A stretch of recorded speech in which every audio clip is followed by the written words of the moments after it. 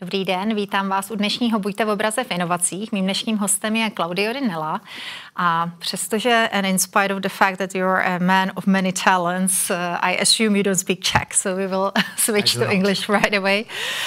We may get to it once we go to the AI topics. If there is somewhere in the near future that we will be leading this interview real time, mediated real time, in both languages. But for now, this will be in English. Let me shortly introduce Claudio, our esteemed guest from Visa. He is the head of Visa's consulting and analytics team. And prior to his Visa life, he was a senior executive in a number of consultancies. You have lived on almost, I would say, all continents and worked for clients there.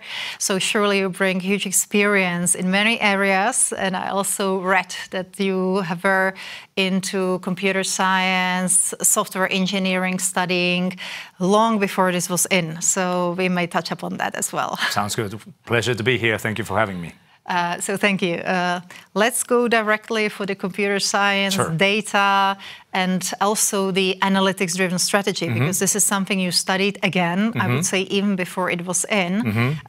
How did you actually come to all these interests? It was somehow natural, it was your family, it was surrounding, or how did you end up in this story? I think computers were always my passion, I suppose, growing up. It was the time as well, it was the era where personal computers had just arrived, and I was very, very excited by the power and harnessing the power of just simply, I mean, I always saw software as being unbound by the constraints of anything physical, right? And the power of just automating and coming up with things that potentially didn't exist in the physical world. So it was, I guess, an engineering mindset, and having been born at the right time, being in the right place, and having access to a personal computer that just paved the rest of the way, I suppose. Right, and this all comes together now, I would say, very handy in your current job as well. How did you then decide to go to the payment industry somehow? Because Visa was historically, but also now with many, many people, it's connected. Okay, it's just this card payment, right? Why do you need consultants? Why do you need analysts? Yeah, I mean, quite frankly, I had spent the vast majority of my career as in consulting, particularly in the technology, digital, and data space, but working primarily with banks, primarily in the financial services industry. And Visa came calling, actually. This must have been over 7 years ago now, maybe even 7.5. And the articulation of the vision of what we wanted to do as a company was very appealing to me. And establishing a value-added services business was a key part of that, of which advisory is almost like the cornerstone, right? And I knew from having worked with banks all of my professional life pretty much that banks are hungry for capability, needed the help, needed the thought leadership, and needed guidance and support through a world that is getting more and more and more complex every day, right? It's getting much simpler from a consumer standpoint, but a lot more complex to build and run and build towards the future. So I could definitely see the potential of that. And I just like to build things, so it was a good opportunity to actually build something pretty much from scratch under tremendous leadership. So it was an opportunity too good to pass on. And I understand you have, because under your leadership, the consulting and analytics division has grown tenfold, 20-fold maybe in terms of people, and I assume this goes hand in hand with the amount of services you provide. So can you say that basically also in the last 6 years that the demand for such services has grown amongst the clients and the partners of Visa? I think so. I think the world, as we were saying, I think the advent of digital as well which accelerated. I think there's so many studies quoting the fact that in the 2 years of COVID, right, we basically got a decade of almost advancement in terms of the digital agenda. And that applied to our personal lives and to businesses as well. So I think there's definitely that which helped compound the already existing demand, plus of course within that, the incredibly rapidly evolving world of payments, right, which is changing before our very eyes, is almost a challenge to stay current.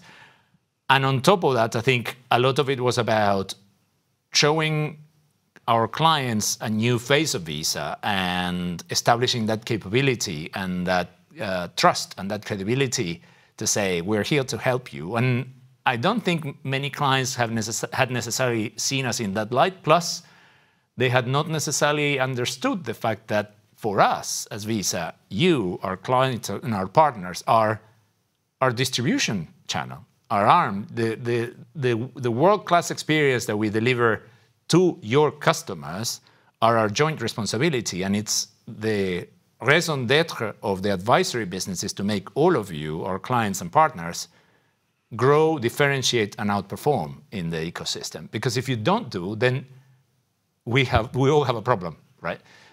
So is that also that win-win kind of flywheel, if you will, that came to fruition? So very excited about the last few years, but much more excited about the road ahead. So. Right, and that brings me already to the first buzzword, and it's the artificial intelligence. As again, as a studied software engineer, you're fully aware, more than anyone else, that AI has been always around us. I mean, always, at least our generation. So it's nothing new, but what do you say, what's your opinion? Everyone gave their opinion already on the recent boom and more public recognition of the fact that AI is all around us. Yeah. So I think it's what you say is a very, very good point. We have been, AI has been around for quite a long time. In fact, for us, even as Visa, we've been using AI for the last 40 years or so in the fraud prevention and risk space, right? And so have other, I suppose, businesses. But we are certainly one of the pioneers, and it's no new news for us. I think what's new is twofold. One is the fact that, of course, with the power of the devices we have in our hands every day, with ubiquitous connectivity, with the internet, that's now available to everyone. But also the fact that we live in an era where all of our digital lives are curated by algorithms on anything that we do, right? The recommendation of your next Amazon purchase or your next Netflix series or your Spotify podcast or what have you. And that's just predictive analytics. I think what prompted the boom in some ways is the advent of generative AI, which is for the first time now available as something that allows for content creation, which with its good sides and its bad sides, but for content creation in a much more creative way, if you want to think about it in that way. But also what that made evident to people is a new way of interacting with it as well. Because it's one thing to know that those predictive analytics are in the background, helping with recommendations and things like that. But it's a very different thing to all of a sudden interact with it using natural language, and for it to come up with things that sound and could be plausibly near human, right? And that's what all of a sudden made it something experiential for people, as opposed to something that's been in the background, right? I think that's the big change. Yeah, and well, you touched upon the good and bad sides. What are, from your perspective, the biggest risk and disadvantages, both to implementing and not implementing AI for a company? Quite frankly, I think not implementing it is not an option. I think, quite frankly, it's a bit like saying... I still wanted to leave some space for people who don't believe in AI. Well, that's like going back to sticks and stones is not really an option. Just like if you don't want to have a digital channel or a mobile channel... Or internet. Be my guest. But if you still have a fax machine in the building and you want to keep using it.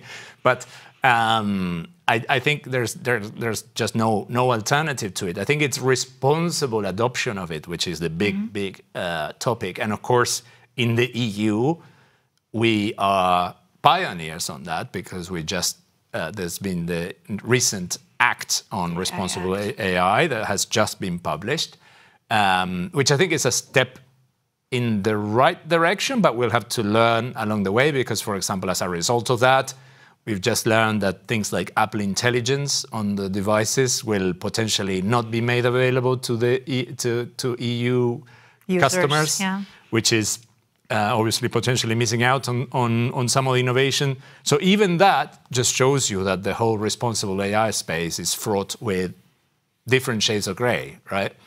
And I think the biggest challenge for all of us as businesses is to make sure that we deploy it in the right ways. We are with the right governance, with a human in the middle, because we will need that human in the middle for a while to check the outcomes, to provide that, let's say, quality control.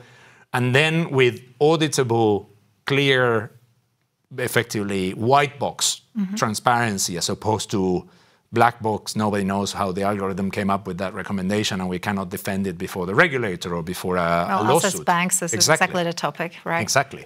So I think that's hugely important.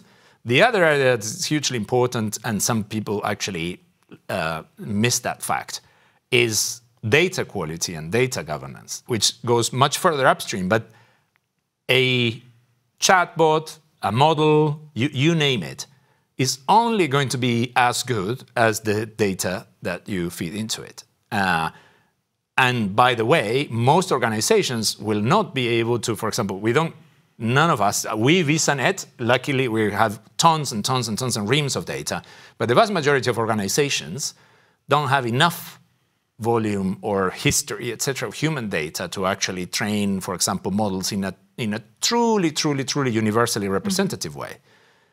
So what do you do then, right? It's like, well, then you need to start generating potentially synthetic data using Gen AI to generate synthetic data, which is almost like eating itself. But and that poses a lot of questions, because then what criteria do you put into things to train the models in a way that don't perpetuate a bias or learn the wrong thing or hallucinate, right, as the word is.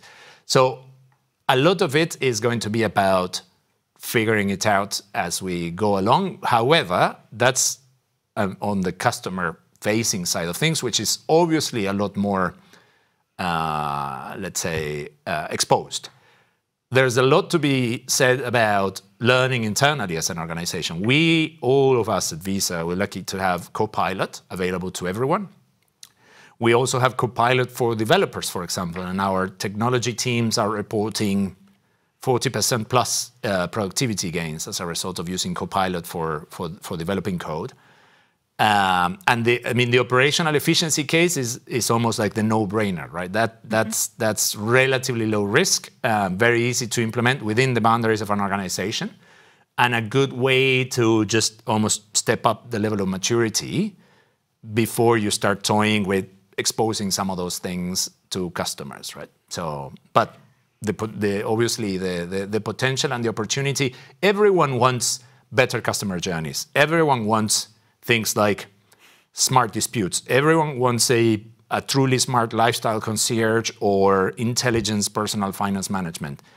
Everyone wants effectively the almost like the shopping decisioning being intelligently curated so that there's not the friction that we have today about searching, choosing, buying, etc. All of those things are coming to almost help our lives, just like digital generally has come to help our lives for the most part. We're only at the beginning of that arms race, so to speak. But it's true that we'll have to learn, and obviously some of the legal framework and things that we've rolled out will have to adapt as we get more comfortable with it. Yep. One specific question just to dive deeper on the hallucination. I think this is one of the most common discussions you have also then with people who are not, let's say, so deep in the topic. Well, should we trust AI? It's hallucinating. That's the shortcut. It's being made quite frequently. Can we trust AI, or how long will it take that you can actually rely on it? I usually use the example of also for us as a bank, we're fully liable to the clients for anything we do. Thus, we do also for the past 10 years minimally things with the help of AI, but we see these tools as, let's say, juniors. As if you had a senior lawyer, you can have a junior lawyer, and the AI serves as a junior lawyer. So wherever we trust the junior to have the direct contact, we do it. Wherever we don't trust and want some supervision, then use the human. How do you see this? Or will this ever come to a point, meaning the next 3-5 years, I'm not talking 50, where you can trust it enough that AI actually is upgraded to the senior person? For sure, because it is a question of, right now, any AI engine out there is constantly learning and being trained on effectively the entire corpus of mankind's knowledge to this stage, right? Ingesting all of that information. The more we start applying it for specific use cases, like in the financial services world, the more it's going to learn, and the more data that is going to be available for it to be trained, right? So it's a virtuous circle. It's a positive flywheel, and there will be a point where we no longer consider it the junior lawyer, but we consider it the senior lawyer. And think about, just to take a detour from financial services, AI could, even today, probably fly airplanes, like from landing to, from takeoff to landing. But we humans would not feel comfortable knowing that there's no human in the cockpit. At some stage, we will start having AI-assisted flights in the near future, probably with maybe just one person in the cockpit instead of the 3 or 4 that you get. And at some stage, it's also thinkable or conceivable that we'll still keep a person in the cockpit, even if all they're doing is just sipping coffee and kind of watching Netflix. But for the almost like the reassurance of the people, in the cabin, which is not the same as to say that we will actually need that person. So I think there will be some things that, particularly as we go through a generational transition, a lot of those things will not be a problem for Generation Z, just like data sharing is not a problem for Generation Z. But there will be a decade of transition, I think, until we get more comfortable with it, which is a different thing from the actual reliability of it, right? Right. Understood, makes sense. This also links with the education. The more you understand the things, typically, okay, some people get more scared when they understand, yeah, of course. but mostly it comes hand in hand with understanding, the trust, the reliability feeling, and so on. Do you have any tips how people these days can educate themselves? And again, I'm not talking so much about professionals, of course, who live it, but the general public. Yeah, so there's a very good portal called neurons.ai, which is a great source of knowledge and a great, I would say, set of references that has pointers to courses, materials, presentations, etc. And the vast majority of it is kind of widely available with you without you having to sign up for a course or a paid training, which of course there's plenty of those as well. But that's a good starting point. Then there's a couple of podcasts that credit to Satya Nadella, who actually had a fireside chat with our CEO in one of our leadership meetings, I think about 18 months ago. And he recommended these 2 podcasts, so I'm grateful to him. And I will pass it on. But one of them is called The Cognitive Revolution. And another one is called No Priors. Both of them are really, really good. Some of them can be a bit deep, but definitely fascinating. So those are my go-tos. But these days it's not that difficult to find places to go. And exactly that's the point, because you have so much. Too many. Yeah. Then thank you for the tips. Before I move to the data area, one last question on the AI. If you have heard from your colleagues, because surely we are not present in London where we normally operate, but have you heard of our Kate, our virtual assistant? I have, because I've actually met with people from Group, actually, as it happens, in KBC, in Brussels, KBC, indeed. correct, in Brussels. So that's where I was introduced to Kate.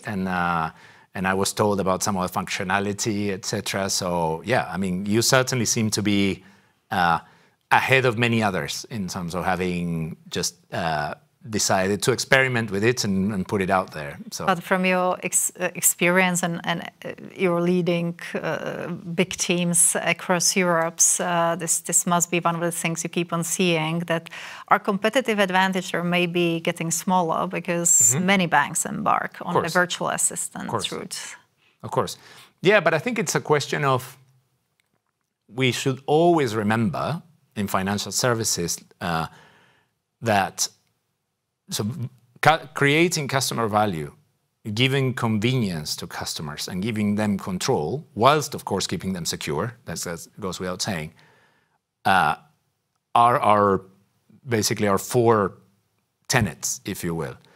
If you are providing value to the customer, if you're saving them time, if you're making it more intuitive, if you're making it convenient, you are sticky. You drive that engagement. And loyalty in today's world is daily engagement or frequent engagement in any way you measure it, right? So as long as you keep providing your customers with convenience, value, and control and security, you already have a competitive advantage, right? That's what Kate does, exactly. So, perfect. Thank you for the nice words.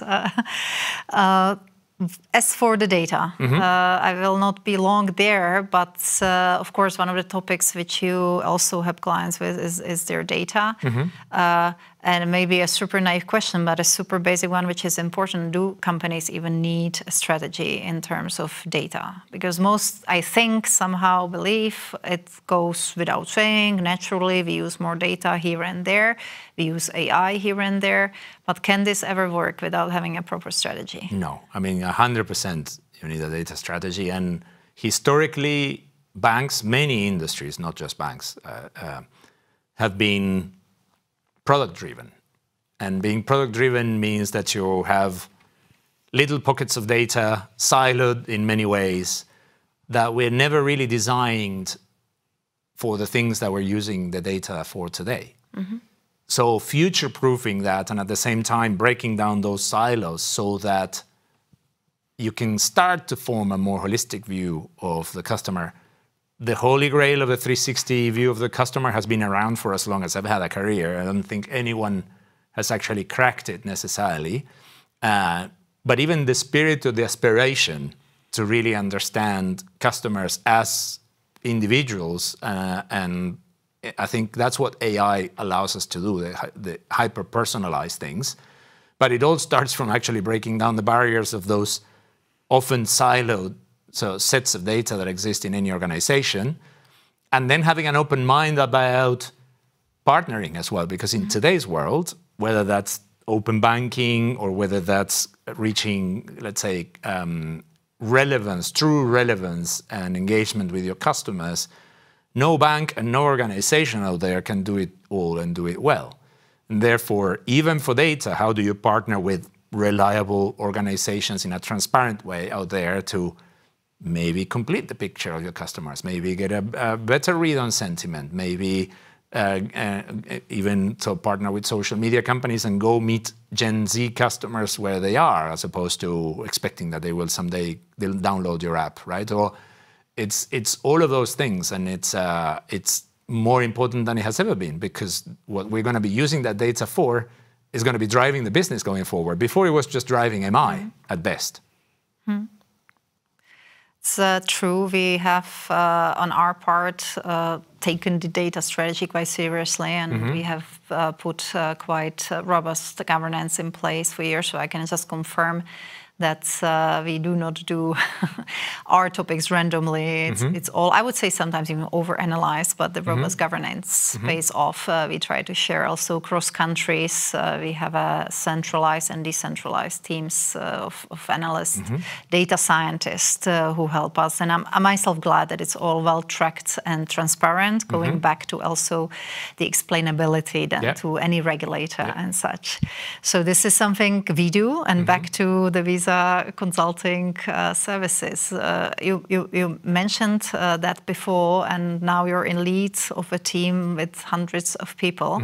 How do they help their clients across Europe practically, if you have any examples? And of course, you also mentioned the value-added services, which you do, so maybe if you can elaborate on that one a bit. Sure. So, I mean, yeah, as I said, we are there to help our clients grow, differentiate, and outperform in the market. And we tend to focus on full spectrum advisory all the way from a customer lifecycle standpoint, right? So we can help with market entry, we can help with customer acquisition, so activation, usage, top of wallet, retention, and of course with value proposition design, right? And targeting, segmentation, really understanding, leveraging the power of our data, really understanding your customers and your prospective customers at a very, very, very granular level, which then allows you to launch things that are going to capture the hearts and minds of whichever set of or cohorts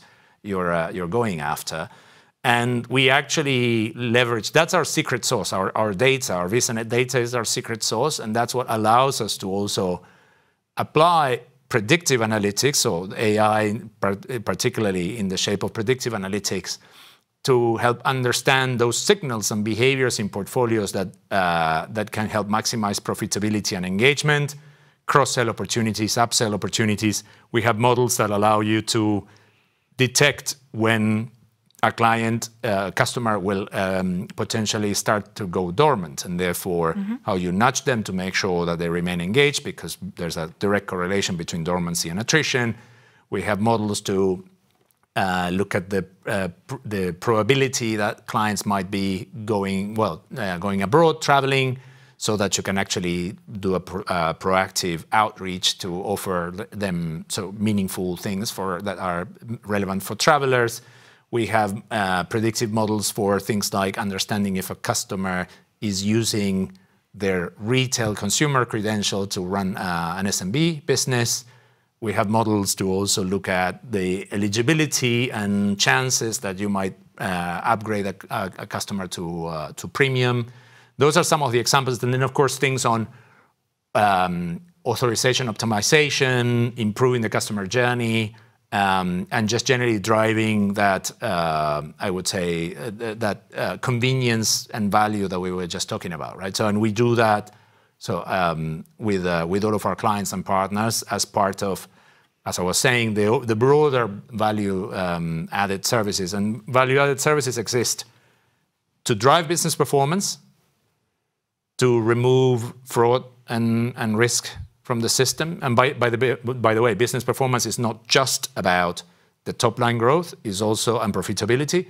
It's also about operational efficiency, right? How can you optimize your disputes and chargebacks? How can you make them I would say smarter? How can you prevent customers calling in for a transaction that they actually made that they don't recognize by enriching the data, right? So there's business optimization in the broader sense. And the other one is definitely the risk and fraud element. And the final one is about acceptance and just also making sure that on the other side of the ecosystem, we can maximize the acceptance across sectors that perhaps have been underserved, verticals, SMBs, and also provide them with the tools to make sure that they can operate in this new world confidently, right? And if I remember correctly, also, Luke, you mentioned the Gen Z here a few times, but even the Gen Alpha, which is coming later on and so on, you also can help with the generational gaps, let's say. Is that right? You analyze also these type of topics. Yeah, for sure. I mean, and again, there's thought leadership that we published on a few of these things, right? And just understanding what makes those younger generations tick, right? And how can all of us as financial services become more relevant for them from an early start, so that we drive that loyalty and that stickiness, right? And how we can at the same time educate them on responsible use of financial services and a broader understanding of the value that we bring to them, right? So I think the opportunity is huge for all of us, but there's no doubt that we think that the world has changed a lot in the last 10 years, is going to change a lot more and a lot more rapidly over the next decade.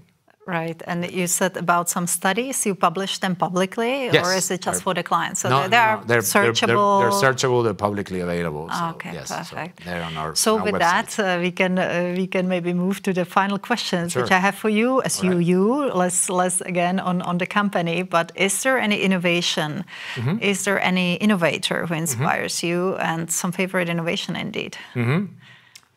I think favorite innovation, so by definition, given my career, I would have to say is the computer, because it's powering pretty much everything that we talk about, right? Whether that's the mobile, whether that's the internet, whether that's AI, whether that's the value of data, right? I have to say, so the computer without a doubt. And then, of course, there were incremental innovations on that, like the iPhone or let's say the smartphone, which almost like brought everything together, right? But I would have to say the computer. So yeah. Right. And any person who inspires you, historical or current? I would say probably Leonardo da Vinci, but not because I aspire to be anything like him. I wish, but no, more in the lifelong curiosity and attention to detail and really wanting to understand the world around him until the day he died. I actually happened to be in Amboise where he passed away, and he lived to be, I think, 70 something, which for that age was obviously a very long life. And even in his elderly age, you could actually find his drawings from just going for walks in the garden, and the leaves of trees, etc., like drawn with meticulous detail, right? So even at that age, he was still curious. He was still kind of trying to understand the world. He was still like perfecting his technique. And I think that spirit is what I find incredibly inspiring. So. Amazing. So with that, on that beautiful note, let's be inspired both by Leonardo, but also Claudio Di Nella. Thank you for being my guest today. And this was our next part of the Buďte v obraze v inovacích. Thank you very much. Thank you so much for having me. A pleasure. Thank you. Thank you. Thanks.